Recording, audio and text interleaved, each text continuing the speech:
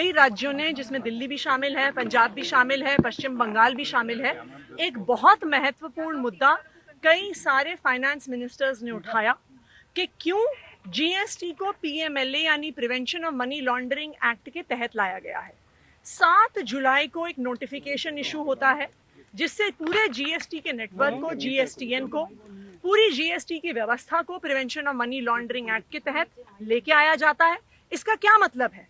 इसका ये मतलब है कि जो लोग भी जीएसटी भरते हैं, चाहे आपका छोटा से छोटा बिजनेस हो या बड़े से बड़ा कंपनी आप चलाते हैं, अब आपको पीएमएलए के तहत ईडी प्रोसिक्यूट कर सकती है। इसका क्या मतलब है कि अगर किसी मजबूरी वश कोई ऐसे व्यापारी हैं जो अगर जीएसटी नहीं भर रहे हैं, अब सिर्फ जीएसटी उन पे केस नहीं करेगी, ईडी उन पे केस कर सकती है।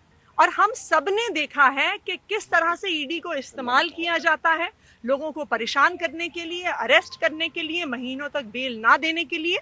तो अब देश के करोड़ों व्यापारियों पर क्या ईडी के केस चलेंगे?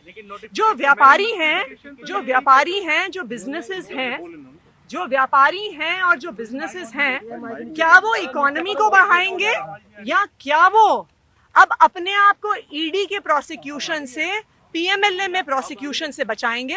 हम इसका पुरजोर विरोध करते हैं और बहुत सारे फाइनेंस मिनिस्टर्स ने विरोध किया है, चाहे वो दिल्ली हो, पंजाब हो, पश्चिम बंगाल हो, राजस्थान हो, सबने डिमांड करी है कि इस पर, तमिलनाडु हो, कि इस पर जीएसटी काउंसिल में चर्चा होनी चाहिए।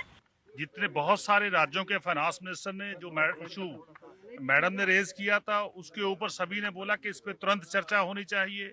देश के फाइनेंस मिनिस्टर साहब उस पर चर्चा नहीं चाहते थे और मैं समझता हूँ पोस्ट लंच जब दोबारा सेशन शुरू होगा तो इस पे हम चर्चा मांगे, क्योंकि बहुत ही बड़ा इशू है और देश के करोड़ों व्यापारी जो हैं, ट्रेडर जो हैं, इंडस्ट्री वो पीएमएलए के अंदर आ गई है। अब ईडी जो है किसी को भी पकड़ के ले जा सकती है और आपको पता है पीएमएलए में साल भर, 2-2 साल भर उसकी जमानत नहीं होती। सो मैं समझता इस कानून को मिसयूज कर रहे हैं। इससे ऐसा लगता है कि देश में अब टैक्स टेररिज्म बढ़ेगा और देश का जो आम नागरिक है, जो छोटे व्यापारी हैं, उसको बहुत बड़ा खतरा खड़ा हो गया है।